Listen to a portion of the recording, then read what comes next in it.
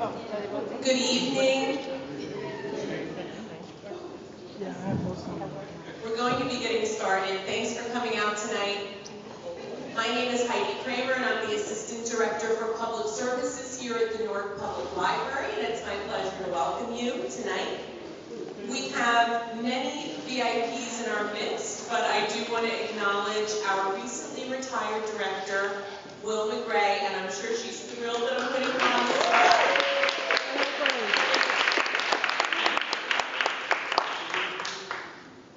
I will say Ms. Gray was my programming mentor here, so it's wonderful to have her come out tonight, especially for a program during Women's History Month.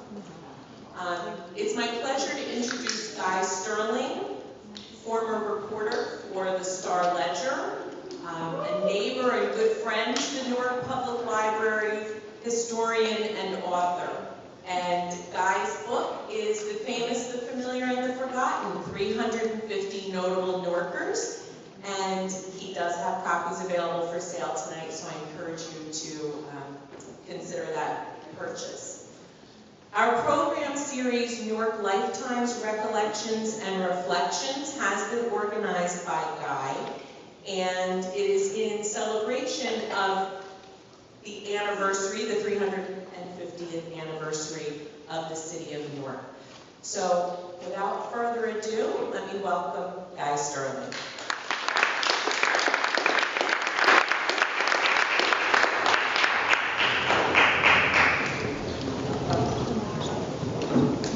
Okay, thank you. Can you hear me? Yes. Okay.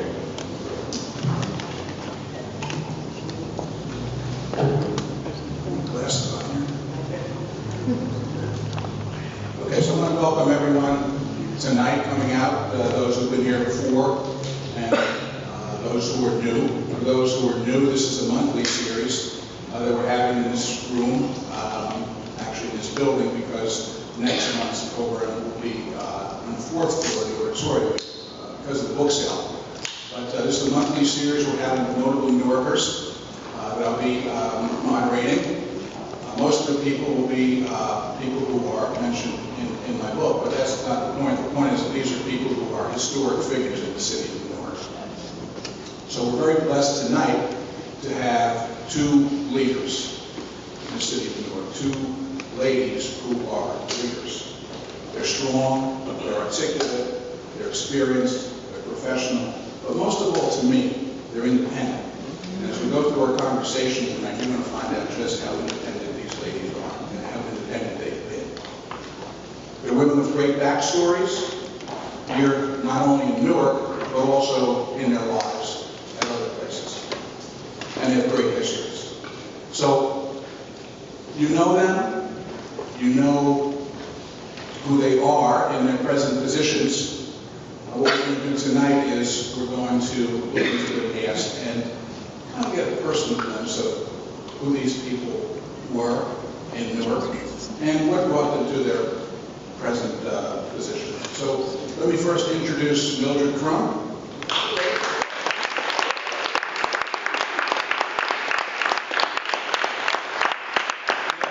Mildred is first African-American female council member in Newark, and she's also the first woman to be council president in Newark. That's not history. I don't know what it is.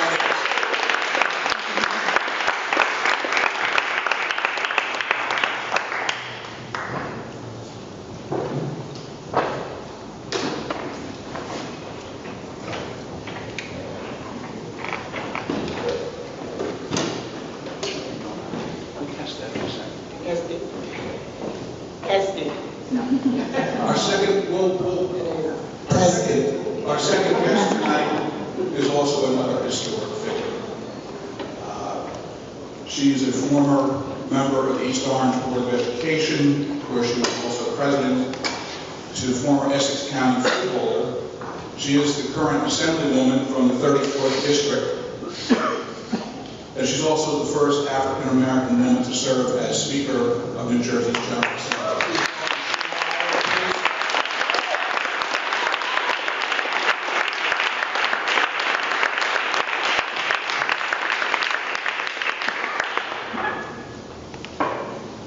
These women come from a background of community and social activism and empowering others that we'll explore a little bit tonight. So I thought what we'd do, because we're going to do this in something of a chronological order, is we'll start with Sheila. And then we'll work up to, we'll start with Sheila's life and work up to the time that Mildred got here. Sheila goes back in North a little bit further than Mildred. Are your microphones on? Testing. Yes. Testing. 1, 2, 3. Yes. Testing. Yes. Okay, good. Okay, so, Sheila was born in Newark in 1952 at the Lutheran Memorial Hospital. She was delivered by Dr. Birch, which will have some significance that we'll get into later on. Her mother was from Jersey City. Her father was from Connecticut. After World War II, they came to New Jersey. Her father had brothers in Newark. The parents met in Jersey City, and after meeting in Jersey City, they came to Newark. But not long after Sheila was born, the family moved to East Orange, and Sheila didn't come back to Newark until 1960, when she was about 8. Her mother worked at RCA in Harrison. Her father worked for a life insurance company in Newark. And she lived on Bach Avenue. At the time, it was a predominantly Jewish neighborhood, and she told me there was an Orthodox Jewish family that lived across the street. So I'd like Sheila to look back a little bit on that neighborhood when she first got to Newark, and her first memories of Newark on Bach Avenue in and around 1960, because obviously it's a neighborhood that that particular character of the neighborhood is no longer there. Thank you, Guy. Good evening, everyone. The earliest I can think back is sitting on the front steps of my house. My first day of school, I was a latchkey child. My parents gave me the house key and I wore it around my neck, but I lost it that day. And I was sitting on the steps, and a woman was walking up the street, and she heard me because I was whimpering. She took me up the street to her house on the corner of Bach and Osborne Terrace. She made me a cup of cocoa. She gave me some cookies, and we waited an hour or so. We went back down to the house, and my parents were home from work. That's the earliest thing that I remember. After that, there was a man that lived at 20 Bach Avenue who maybe in the next day or so, when the moving truck was out there, we were unloading everything, and he introduced himself as Mr. Ollie White, who worked with my grandfather at the Pennsylvania Railroad. And he told me that he had a daughter about my age, and he was going to introduce his daughter to me. She became the first peer that I had moving to Newark, and she's sitting right there in that audience.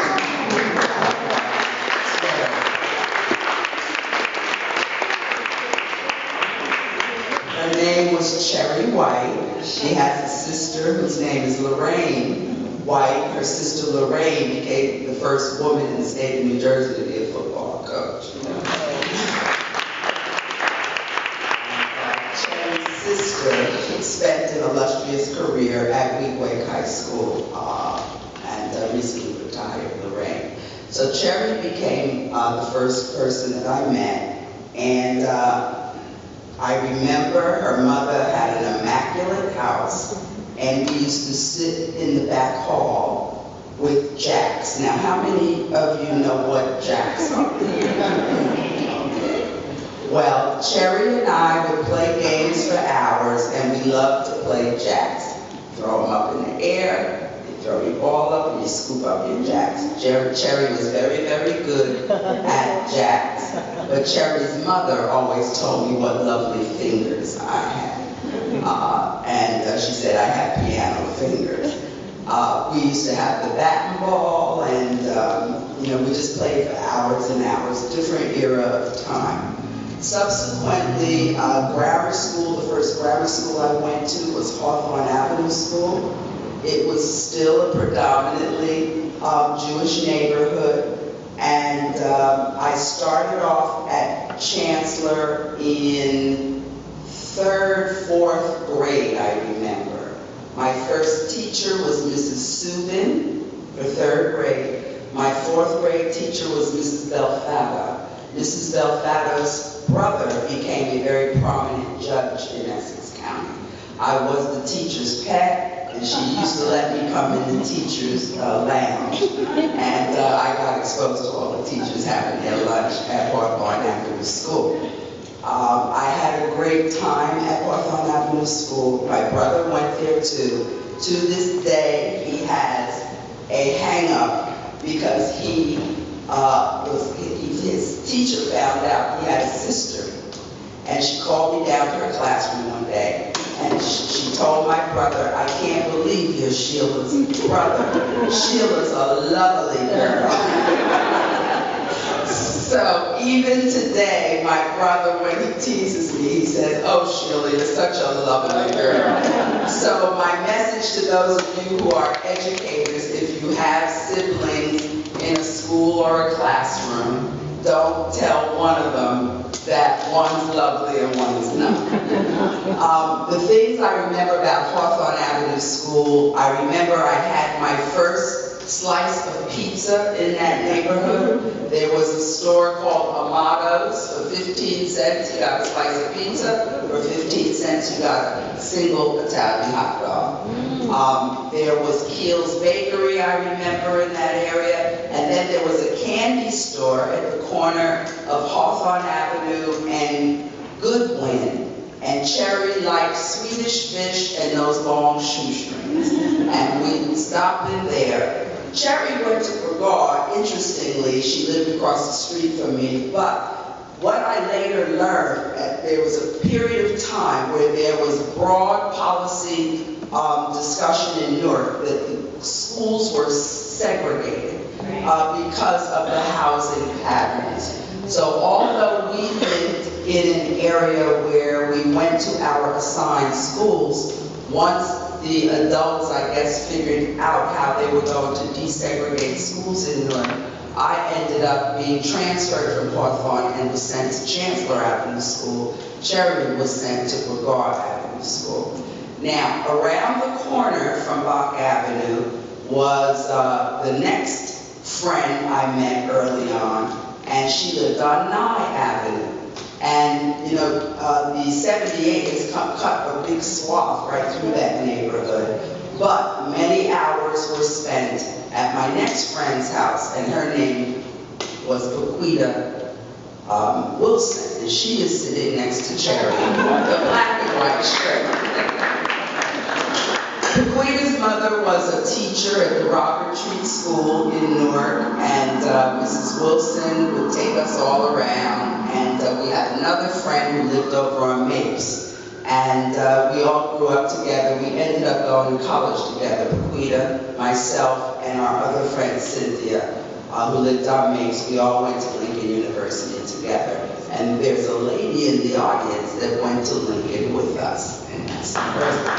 So, if I could, I'd like to just add this for a moment, but I think this is really interesting. And I think it shows a little bit about how close Newark was at the time. Sheila told me this the other day, that I believe it's in June, her Chancellor Avenue class is celebrating its 50th anniversary, and we've got 100 people are coming back.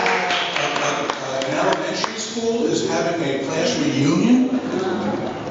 Yeah. Unbelievable. And, you know, Newark was an exciting place to be. I have nothing but fond memories of Newark.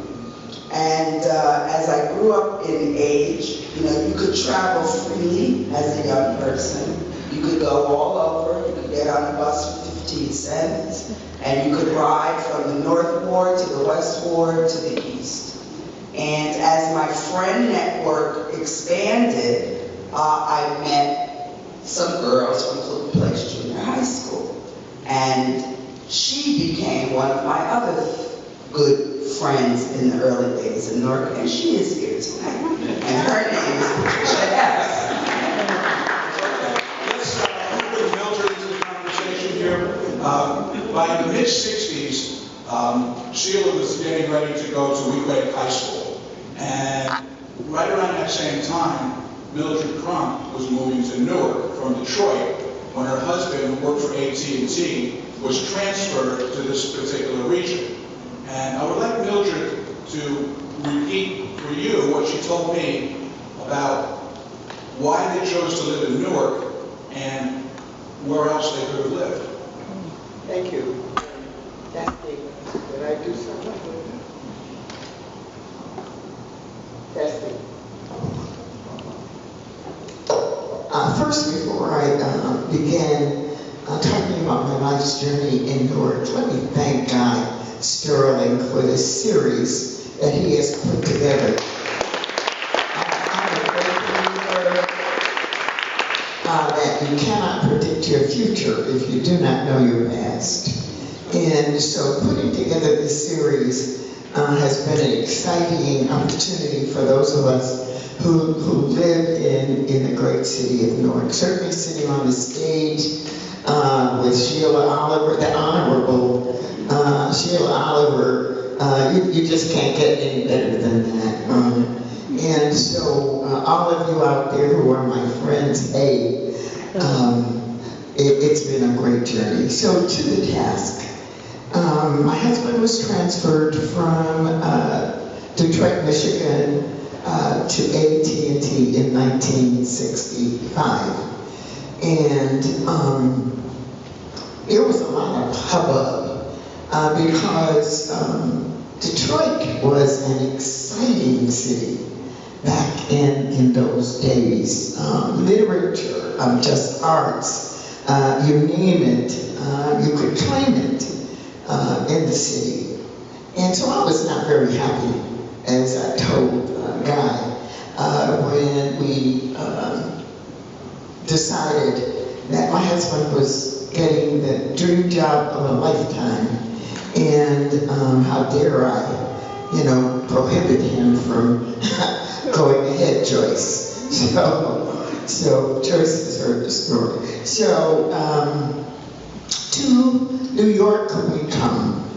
Now in Detroit, no matter what you hear, I grew up in a house that had a front yard, that had a backyard, we had apple trees, we had grapevines, and I'd say our backyard was almost half the length of this room. I was fortunate that my dad, who was a union politician, was able to take care of his family, and my mother, until the 6th grade, was a stay-at-home mother. And so I have all these memories in my head, and I come to the concrete jungle. I did not like it one single bit, Bill, I can tell you. I was accustomed to trees and grass and friendly people. And so AT&T flew me out here to look for an apartment. I get on the elevator in the morning and I'd say, "Good morning." And they'd go. So this was the attitude that this little Midwestern hit when she moved to the East Coast experience. I said to my husband, tell you what, I'll go back to Detroit. You stay here and come home on the weekends because I cannot do it. My husband said, oh, no. Remember, we were newlyweds. And so he spoke to the people at the relocation office, and they gave us a list of surrounding communities in New Jersey. And way down on that list was a town called Newark. You'd be surprised, as Sheila was listening, I was thinking about how much alike and the things that touch both of our lives. Dr. Birch lived across the street from me when my husband when my husband bought his house for his family. And so here we are in Newark, and we walk into the rental office of the Colonnade. This is 1965. And my husband said, hi, we're the Crumps were here, because AT&T, I forgot to tell you this part, AT&T had made the reservations, you know, had taken care of us. And they said, oh, you know what? Oh, we rented your apartment by mistake. Oh, how'd you rented our apartment? We rented your apartment by mistake. Oh my goodness, we are so sorry. We understood they were expecting Crump with a K and Newark's Crump with a C. They did not know what to do. So, some of you in this room, probably most of you in this room, know that I play tournament bridge. So I travel all over the country to play. And there was a guy named Frank Tucker. Some of you may remember Frank. He was also a bridge player. And here we are standing in the middle of the night. I called Frank, I said, Frank, this is what happened. He said, can you meet me at 455 Elizabeth Avenue? We didn't know where that was, but we took a taxi. And he introduced us to the rental agent. He said, I give them my good housekeeping stamp of approval, and fortunately we had some place to put our head that night. I used to tease Tony Carino. I used to tell him if it hadn't been for racism, I would have been in your ward. And so we moved to the ward, the right ward. I gotta say that for those of you who live elsewhere, we moved to the right ward. The high school that I attended in Detroit, Michigan, vied with Wheat Clark High School for the #1 high school nationwide. Cass Technical High School. Mary Tomlin almost made me not graduate because she could tell jokes then, and I couldn't deadpan fast enough for Dr. Goodman to miss me and the rest of them. And so we volleyed back and forth, and finally settled in the South Ward. There is one thing that I don't know if Sheila experienced, but we moved into an apartment. And if you knew what Bergen Street was like at that time, you didn't have to go downtown to buy anything. Whatever you could buy, a new coat, I bought my children shoes, everything was in the neighborhood, except if you crossed Lyons Avenue and a police officer saw you, he would ask you, what are you doing on this side of Lyons Avenue? So racism was alive and well back in those days, and but we survived. We survived, and we fell in love with Newark, and both of us vowed that this is where we would live forever. AT&T tried to move us to Burnsville. They tried to move us to, I don't know, Mendham, to a bunch of other places. But Newark had captured our heart. I'd like you to And so we stayed. Okay, so now we're in the mid-60s. Mildred is here with her husband. As many of you people may know, Mildred was, and not only then, but for many years afterwards, was a Braille teacher in the state of New Jersey, worked for the State Commission of the Blind and Visually Impaired. So now we're in that period. I'd like you to each just spend a couple minutes, because I feel it's just something that we just need to talk about for a little bit and move on, because it's not a big part of your personal lives, I don't think, but I'd like you to talk about your recollections of the civil unrest of 1967. I certainly will. but I have to tell my good friend Mildred that AT&T certainly took her to the wrong place, because we had fruit trees in my neighborhood. We had backyards, we had front yards, we had evergreen trees, and we had a very aesthetically pleasing neighborhood. And you also had Donald Payne, cut your hedges. Donald Payne was my neighbor across the street at 14 Bob. Cherry babysat his kids, and the Paynes and the Whites were there. Sheila, tell a story about Donald knocking at your door and introducing himself as the president of the block association. Speaking of all the greenery we had in my neighborhood, my house was on the corner, and one side of the house was on Block, the frontal property was on Seymour. It was shrouded by big hedges. And one day, a man rings the bell, I bound down the steps, I'm a little kid, I open the door, and this man says to me, "Is your father home?" And I said, "No, he isn't home from work." He says, "Well, my name's Donald Payne, and I'm the president of the Block Association. Tell your father he needs to cut his hedges." So let's go up to the 60s, and first I have to tell you, generationally, high school students in Newark were very educated and on top of everything that was going on in contemporary news. And being at Weequahic High School, even though we were high school students, we were having a ball. You never saw so many parties and things to do in Newark. But we were also very aesthetically focused into contemporary affairs. July 14th, 1967 was my birthday.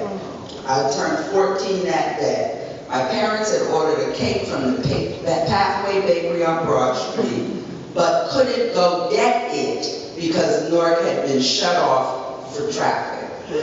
Little did I know at that time that there was a hullabaloo going on over on what I call Belmont Avenue and over on Springfield. But it was my birthday when everything, changed. Day of infamy, if you will. I remember walking with some friends down to Bergen Street. There was a women's clothing store on the corner of Bergen and Custer Avenue. I remember the Days brothers, Hinson Days and his brother, and someone had thrown something through the front window of that store, and people had gone in the store and were taking things. That's the only evidence I saw during that whole period of anything. My friends and I walked down towards Lyons Avenue, and when we got to Lyons Avenue, there was an Army tank in the middle of the street, and you couldn't go past Lyons Avenue. That had, I think, a profound effect on a lot of my peers. We were 14 then, 15, 16, and many of us became very activists and really could relate to and responded to a Black Power movement. There used to be a place on Springfield Avenue, 1968, 1969. It was called the Black Topological Library. These libraries were established in major Black cities across the country, and the purpose was to begin to educate communities of color about some of the environmental injustices that were happening, etc. As a high school student, I would take the bus over to Springfield Avenue and go to seminars and workshops at the Black Topological Library. Had my consciousness raised about how Black communities were kind of crowded in between railroad tracks to the right and, commerce and highways built to the left. During that period of time, the students in the city of Newark, we organized a citywide student strike.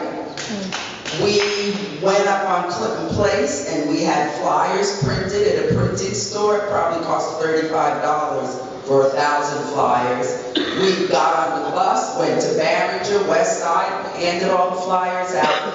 Everyone walked out of school at the appropriate time that was agreed on, and we all walked with picket signs to Abyssinia Baptist Church on West Kitty Street in Newark, and we had ourselves a good old-fashioned power to the people rally. And we were high school students. I remember that the outgrowth of that was Larry Ham, who some of you know from the People's Organization for Progress. Larry Ham, as a result of that activity, ended up being appointed as the student member of the Newark Board of Education.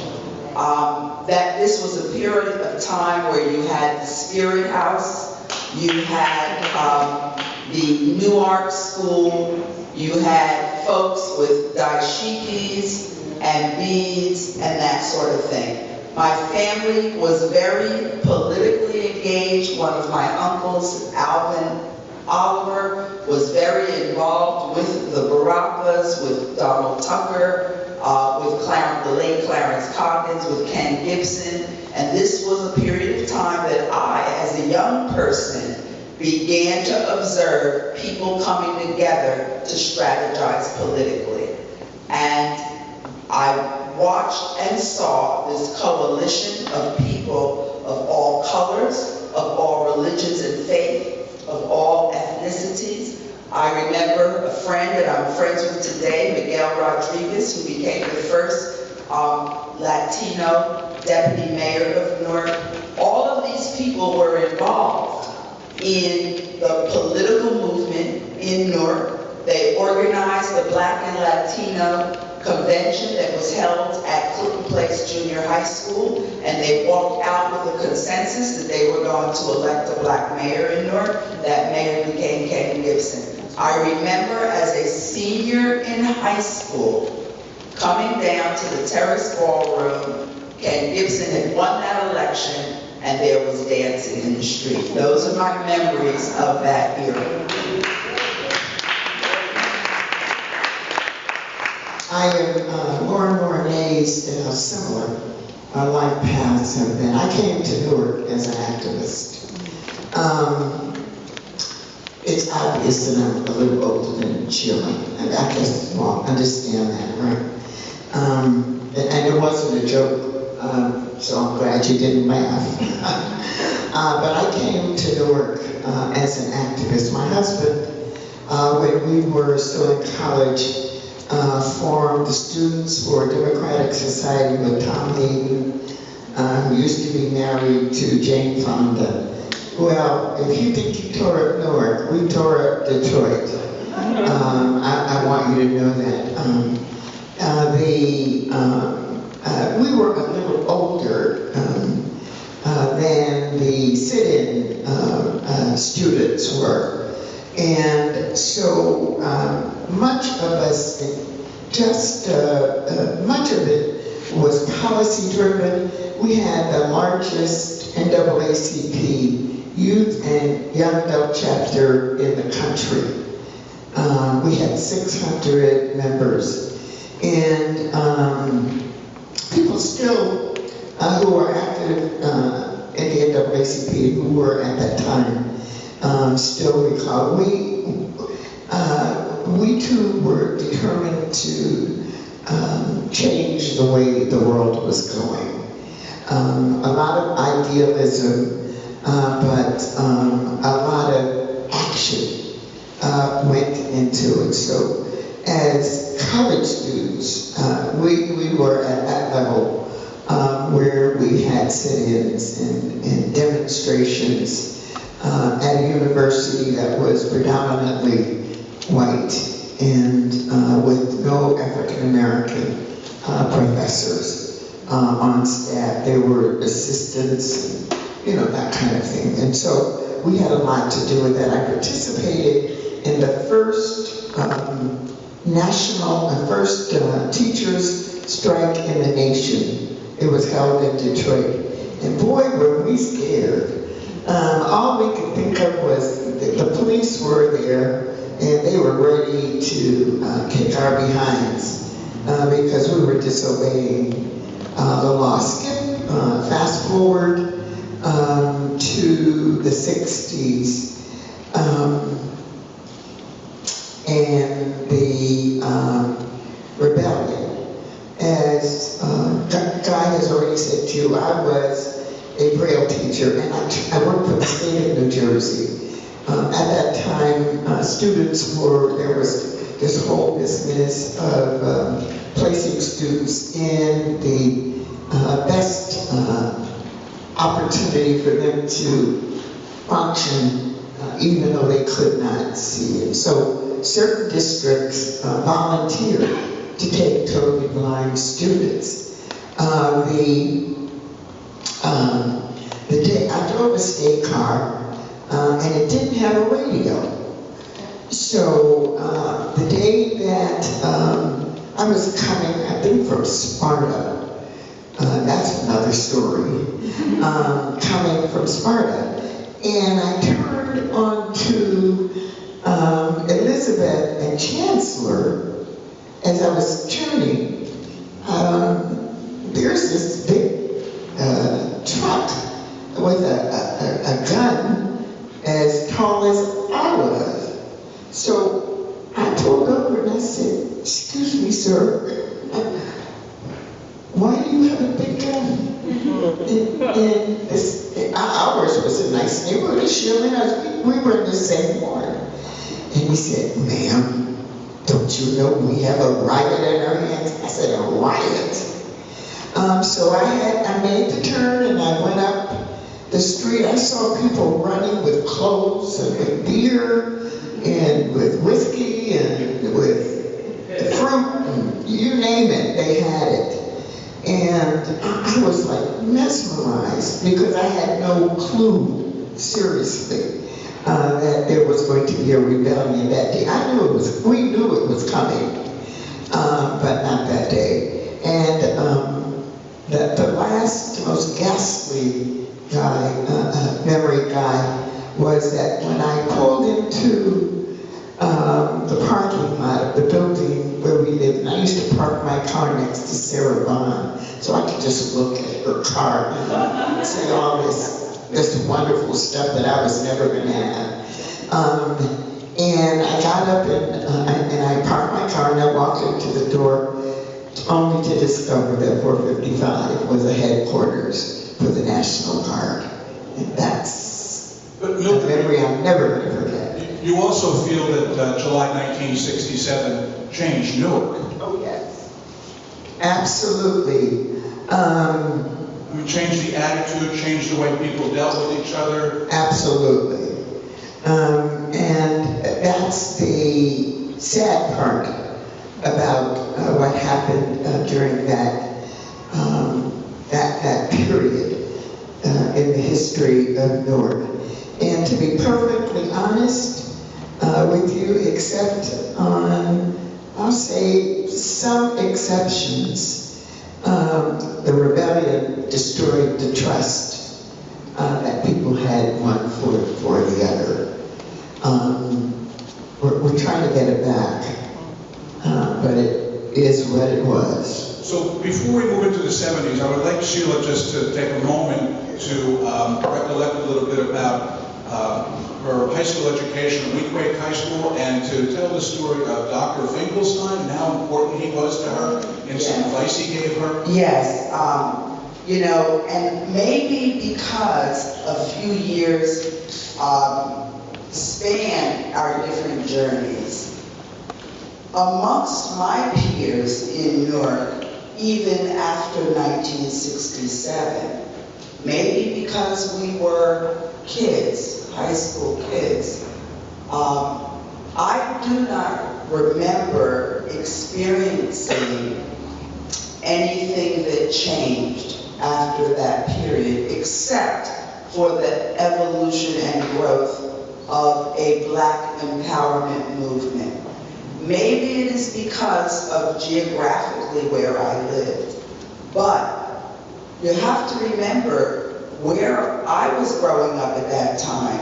My friends in school, probably up until 70, Many of them, well, no, I would say up until 67, 68, most of my friendships were with Jewish children. Yeah, most of my friendships, and you know, all during Chancellor, and I got out of Chancellor in 66, my closest friends had names like Lutsky and Cal and Linda Trachtenberg, that was another one of my good friends. And it really wasn't until I arrived at Weequahic, probably by my sophomore year, is when white flight began in the city of Newark. Because at Weequahic, my freshman year, 66, 67, 68, we still had a diverse student population. So, I have to put that on the record. But then, by 68, 69, you saw the thing change. Weequahic was a phenomenal place to be educated in Newark. The educators, the faculty, the principal, the staff, some of the most stellar educators to be found.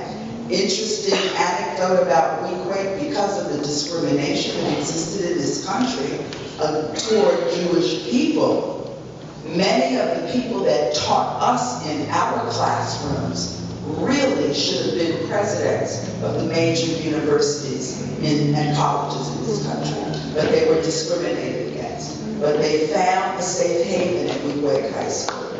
Most of my teachers were Dr. So-and-so. Most of them were Dr. So-and-so. So at Weequahic, I am having an absolute ball at that high school. The friendships were tremendous. The social life was tremendous. It was heaven. And I remember I enrolled in college prep, and you could go to a business curriculum.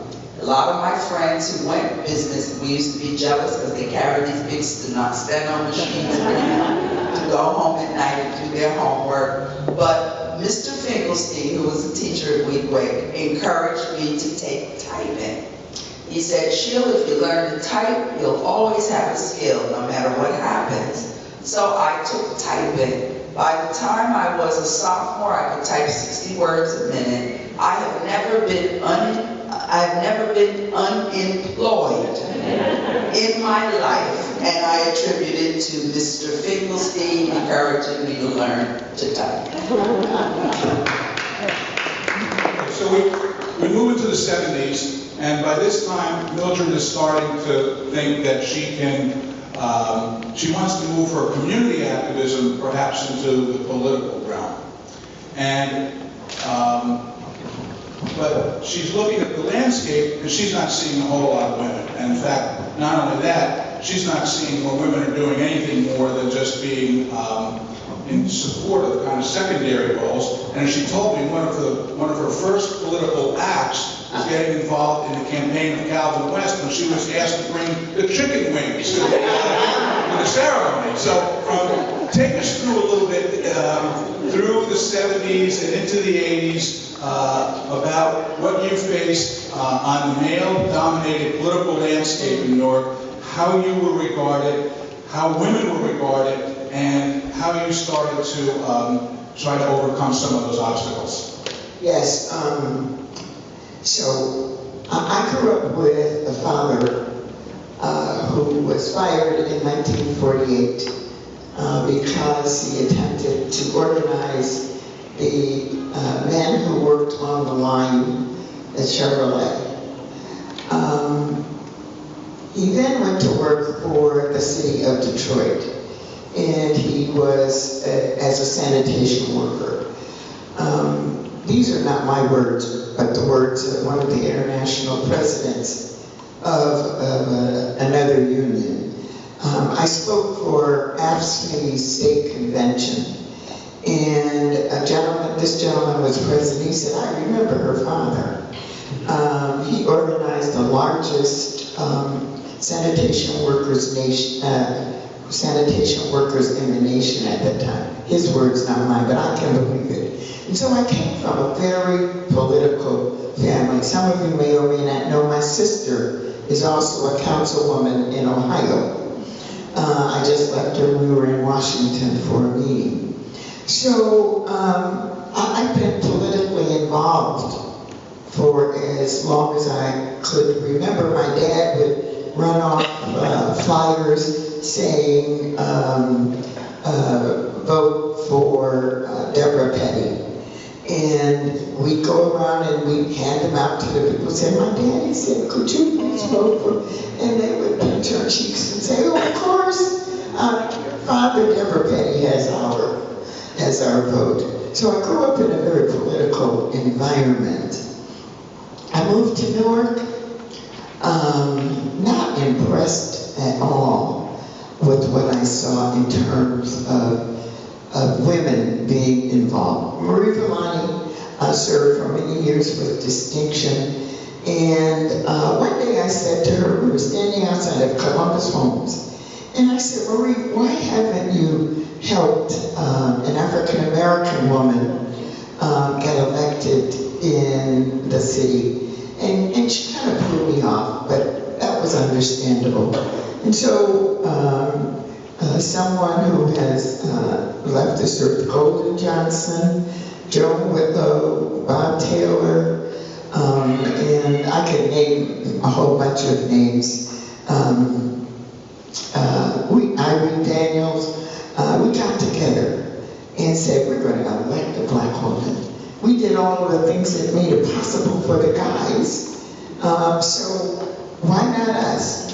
And we picked a candidate by the name of Juliet Grant. And so this is 1978, and we did our little things, had our little coffee clutches, and when the smoke cleared, we had 5,000 votes, and we were thrilled because we had no tools and no money. But the idea was beginning to catch on. And so we got ready for 1970, that was 78, 82. And here we come again, but the atmosphere had changed. And I'm going to say this in the most delicate way that I can. I think the guys were beginning to think we were serious. And we were. Before, you know, it was kind of like, oh, our big cute little ladies, you know, running around with their cups, selling their cupcakes, and things like that. I think they got it. And so this election was quite different. It was not friendly, cordial, or pleasant. And they, in my opinion, disrespected our candidate beyond acceptance. Of course, I knew all of them, and I knew all of them personally. They had eaten at my house, you know. We belonged to the same organizations. And I said to my husband, I'm going to say something. My husband, God rest his soul, was the best encourager I ever had. He said, don't be afraid, I've got your back. So I said to the guys, if you can't help us, don't hurt her, you know, don't hurt us. And during that campaign, it got so nasty. I'm going to say some names. So Ralph Grant talked about me, and I wasn't even running like a dog. My husband grabbed him in the chest and said, if you say one more damn word about my wife, I will make you suffer. And Ralph and I are the best of friends today. The morning of the election, when I woke up, and at that time, Sheila and those of us who live in the South, we didn't post signs all over poles, and we almost, I'm going to say never, posted them on trees. There's a tree in front of my house, and on that tree was a political post that said, vote for the whatever they call themselves, and it listed all of the guys in Marie. You know, they say never make a black woman mad, because you will be in serious trouble. Some of you may not have heard that. I just want to share with you that it's a truism. So when I went home that night, I said to my husband, I'm going to run. And that was 1986. And the rest is history. We'll come back to after 86, but I want to pull Sheila in here for her recollections of the 70s, because the 70s for her were a period where she got her master's degree from Columbia University in planning and public administration. She worked for Lincoln University for a couple of years. She had a job with Catholic Community Services. She worked in the City Hall. So the seeds of her social activism had been planted, and she was starting, and it was starting to grow. She was starting to grow, and a lot of that culminated in around 1980 when Mrs. Birch came to Sheila, and she didn't really ask, right? She kind of just very gently and nicely put Sheila into the Leaguers as executive director. We'll talk a little bit about the 70s and... Yes, I will. How all that evolved. Something I want to say, because Mildred gave me a deja vu. I remember 6th grade in front of Hawthorne Avenue School, some men coming over to my friends at recess, telling us to hand these things out. It was the re-election of Adonisio. And I remember my little 6th grade friends, and we did a little jig, and we said, A-double-D-O-N-I-Z-I-O, I owe it all to Adonisio. I had no idea who Adonisio was. But we did that in 6th grade. And something I do want to say about that era, because if you talk to old-time Newarkers who've been here, African American, despite all of the political stories you will hear about how bad everyone was, if you talk to African Americans who are over the age of 80, they will tell you that they loved Frank Adonisio because he gave everyone a job in the city of Newark. And I think you have to think about those things when you talk about the transition that happened in Newark politically, because some folks were very satisfied. I think it was a younger generation that began to raise up new ideas and issues of empowerment in communities of color. So we come up to the 70s, and yes, I was working down in City Hall, working for Harry Wheeler, whom I loved to death. He had a big fat cigar, and he dressed, like a boss, and I came to work for him. I was working at Catholic Community Services. Patricia Epps' mom worked for Reverend Arthur Jones in the city of Newark. He ran the employment and training operation. And her mom said, Sheila, give me your resume. I want to give it to the Gibson administration. And Zinifred Smith gave it to a woman, Dr. Joanne Coble Foster. She was young, she was progressive, she called me up. She interviewed me, and I felt real bad leaving Catholic Community Services. But I went over and I worked at the city of Newark. When I was probably 24, Harry made me the director of the Office of Youth Services and Special Projects. I was responsible for all the federal funds coming into Newark to set up programs for young people in the city of Newark. We were rolling in federal dough during that era of time. And there was a man, Reverend Smith. His son now runs his church in Irvington, Reverend Jerry Smith. But his father was on the board of the Leaguers. And I used to do all the training for all the new employees that worked in federally funded programs. My little 24-year-old self. And Harry's sister, Mary Willis, she was the executive director of the Council for Airport Opportunity. Harry tied me at the hip with his sister's side cut, who was Mary Darden. And did I learn a lot from those two women? The way I operate and work today, I take no tea for the fever, and I got it from Mary Willis, Mary Darden, and Harry Wheeler. I did. Absolutely did. Smith tells me, on lunch hour, I want to take you to meet somebody. So I say, okay, Reverend Smith. So we go up to the Leaguers, and this lady's sitting in an office, and he introduces me, and she and I sit in a room alone, and we talk. And I said, oh, that was nice, Reverend Smith. I enjoyed meeting her. And especially because her husband was the doctor that delivered me. I then go back to work, and maybe in 3 weeks, I get a letter in the mail. Thank you for applying for the position of Executive Director of the Leaguers Incorporated. And I had not applied, but the adventurous person that I am, you know, I will always go check things out. So I said, all right, I'm going to go check this out. So I go up to the Leaguers at the appointed time. Many of you here know Al Bundy. Al Bundy was a finalist for the job as well. But Mrs. Birch was determined that she was passing her torch to another black woman. So I entered the room. We had Dr. Campbell and this one, Bob Spellman from Essex County College. And I'm walking in this room, and there's 40 people in a room to interview me. And I was about 25 at the time. And I subsequently got a letter, congratulations, you've been selected to become the Executive Director of the Leaguers Incorporated. And that is when I had to get up the intestinal fortitude to go tell Harry Wheeler I was quitting.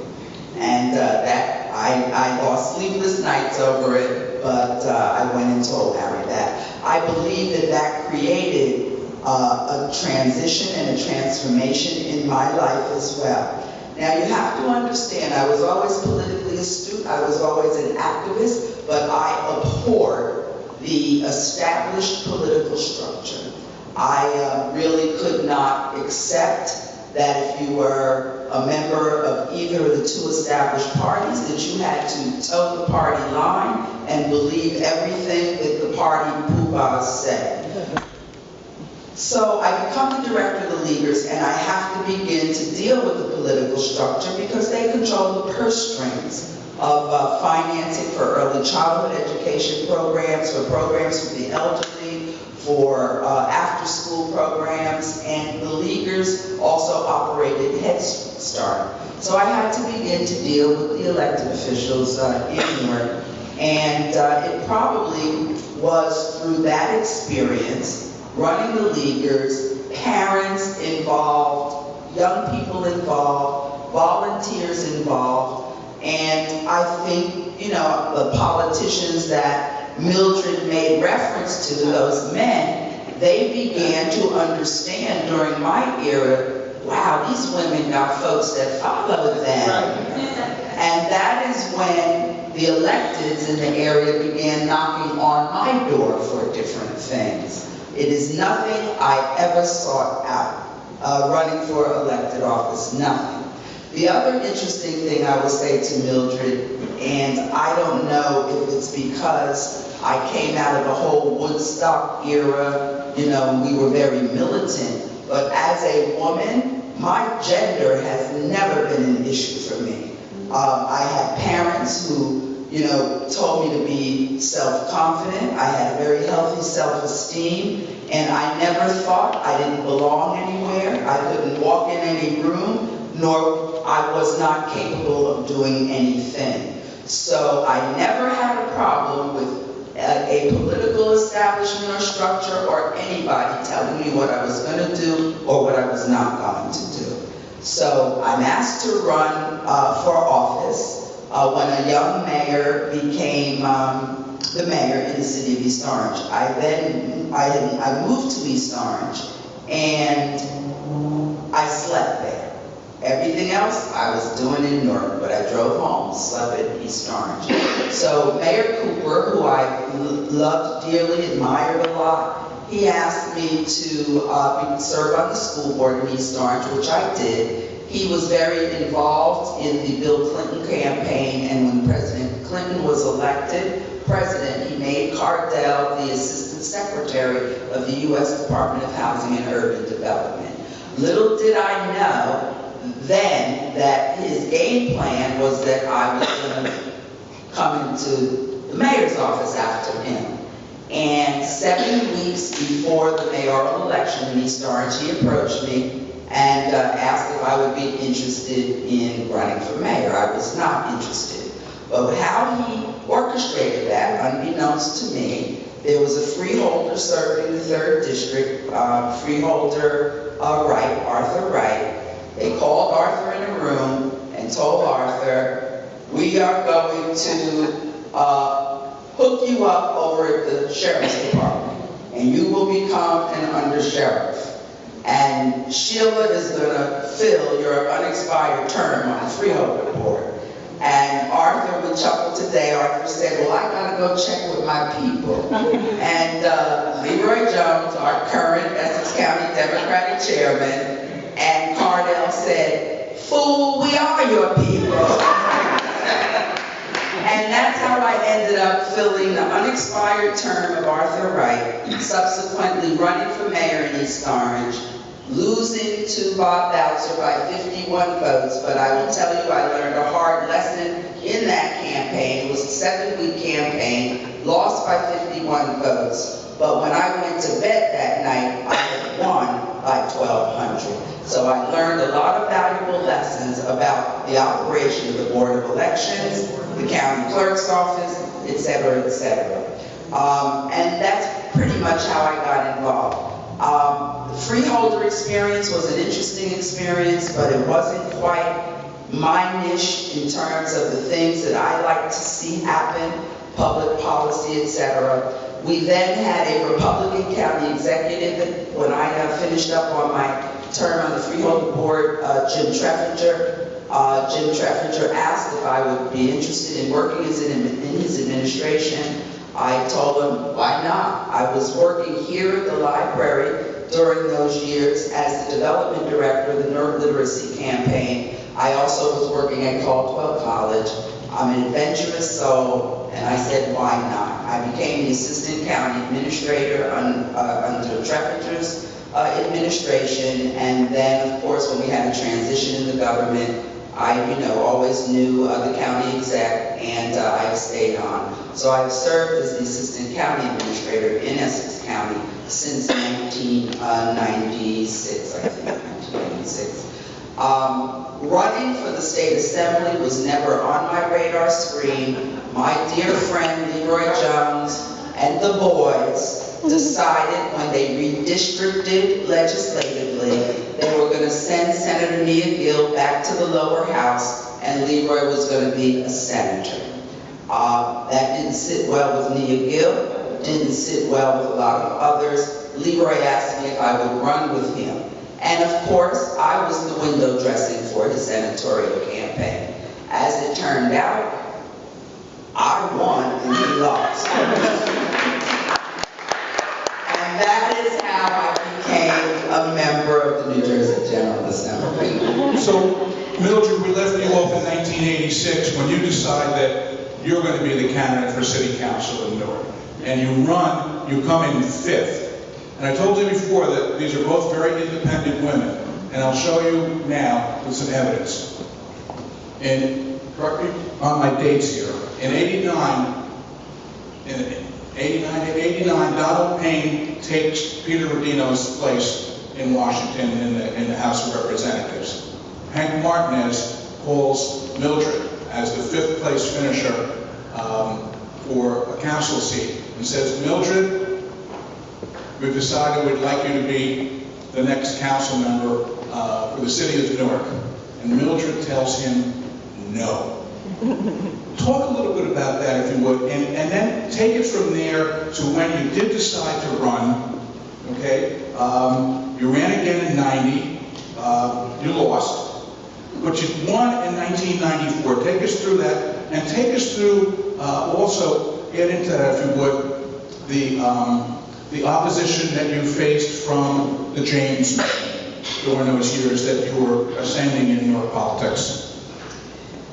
I think one of the best descriptions of Mildred Crump is I've always been a rebel with a cause. My cause eventually settled on my shoulders. And give me just a few minutes to say some hallelujah thank yous to Louise Epperson, Mother Addison, Mary Wheeler. I'm just trying to think of, that there's so many, Eddie Mae Livingston, just a slew of women who adopted me and would say, honey, we've got your back. And I'm going to name a guy. His name is Frank. You know that's ridiculous. Frank Hutchins, who became, as you all may know. So I've always been a rebel with a cause. And so when, and I've never run for office or never sought office for the office. I don't know if that makes any sense. I was never interested in just the title. I was interested in the opportunity to serve. So Hank calls me this day and he said, Mildred, we've decided to offer you a free seat. Those were his words, a free seat as a replacement for Donald Payne. And I need to tell you, I didn't think, it didn't take me 40 seconds. I said, thank you, but no thank you. He said, what? I said, thank you, but no thank you. And he said a few words and we hung up. I got so many calls, of course the word spread that this dumb woman turned down what she had been striving for so many years. But what people didn't understand is I was not just interested in being an elected official. I was interested in being a servant on my terms. And I understood, thank you, I understood that if I had accepted that position, I would belong to them. They would, and they did kind of try to make my life miserable, but they did not succeed. They did not succeed. I would have gone to work for Jim Treffinger too. He used to call me his favorite Democrat, and I called him my favorite Republican. We had that kind of a relationship, so I understood when Sheila took the job. I think that changed, my decision changed the perception that a lot of people had about Mildred. You know, I was a little wifey and I played bridge and I'm a Delta Sigma Theta, strong member. You know, I'm active on boards and I go to the right places, you know, and do the right. And all of a sudden they say, this girl, something's different about her. And Wilma, you remember back those days, I'm sorry, Director Ray, you remember back in those days. And so a whole new persona. Every time there was an opportunity to run, my husband said, go run. And we would meet at Reverend Sharp's restaurant, Sheila, on the corner of Chancellor and Fabian Place. And we'd have a conversation, and my husband would write me a check for $5,000. And he'd say, go rent yourself an office and get some staff. And so I loved every moment and every challenge prior to 1994. Was that what you wanted to hear? Oh, no, so. Now, I don't want to make any enemies now that we're all friends. However, because I was a rebel with a cause, I never fit into the mold.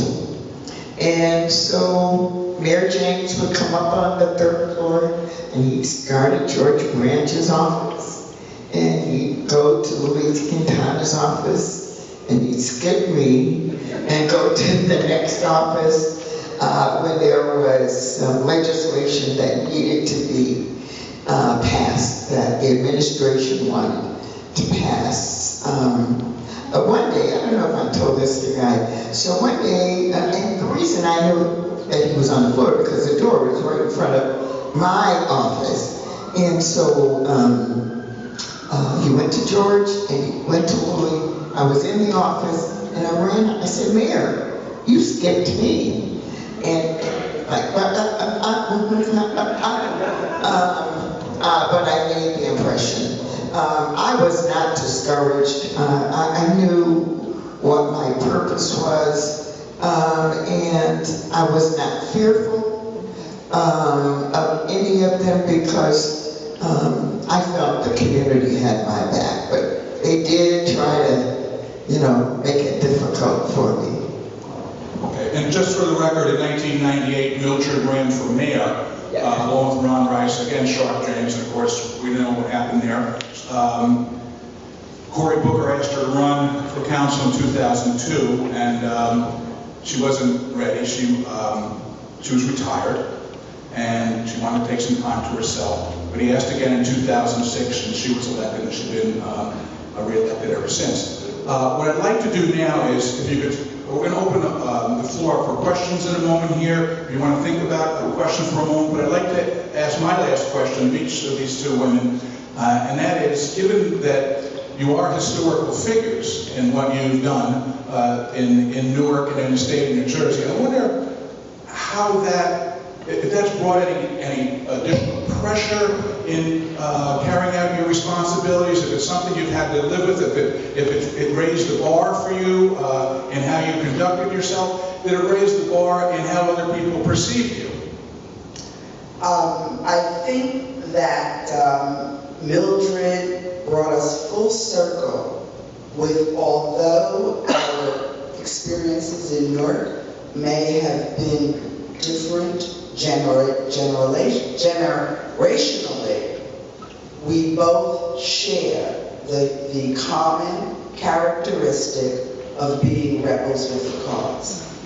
And if there is ever something we could memorialize on the record as two women from Newark who had the opportunity to make history, what I would want to memorialize for future generations is something that Shirley Chisholm said, whom I love dearly and who affected me greatly as a young person. But Shirley Chisholm has a famous quote, and she said, I don't want to be remembered as the first black woman who was elected to the U.S. Congress, although I am very proud of that. I don't want to be remembered as the first black woman or woman to ever run for president in the United States. I wish to be remembered as a black woman in the 21st century who dared to be herself. And I think that is how I would respond to that question. I think that you've heard us describe our political involvements, our community involvements, and I don't think I have ever interpreted any of my life experience as accomplishment or achievement. I just got up every day, went about the cause of the day, and whatever happened next, it just happened. I think that what Mildred and I share, we are very grounded in what we believe. We have a willingness to stand up and fight for what we believe. And I think that those experiences, because of what we believe ideologically, no, these experiences haven't altered us in one bit. Mildred runs around all day long going to 50 things a day, but she goes home, cleans up her house, bakes 2 and 3 cakes, and cooks Sunday dinner. She has not changed a bit. I can say the same about myself. People are flabbergasted when I answer my own phone in the office. They are flabbergasted when they see me in CVS or in the dry cleaners or at the Car Wash. I am a little girl born in Newark, New Jersey, rebel with a cause, just living my life.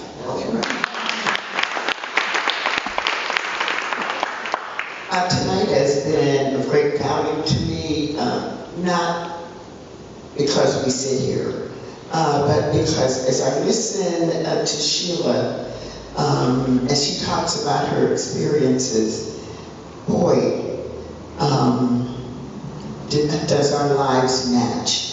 Our experiences, our devotion, and that's a corny word, but I think we're both devoted to what we do, and devoted to the people who elect us on a regular basis.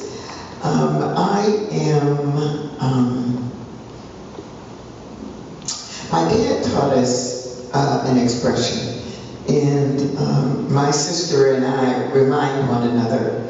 My father said, "Don't call yourself a politician. Politicians help themselves. Call yourself a public servant, because public servants help others." And so, I tried to be a public servant, not a perfect person, but working. I'm still a work in progress. I love my job. ShopRite, I do as much business in ShopRite as I do in City Hall. Sheila is absolutely right. And that's because, I'm going to quickly close, and that's because we're approachable. We're not the kind of elected official that says you must respect my space. No, we respect you. I tell people all the time, you're my boss. It's not the other way around. Your taxes pay my salary. How dare I dismiss you in my everyday lifestyle? Okay, so we're going to open up the floor to questions.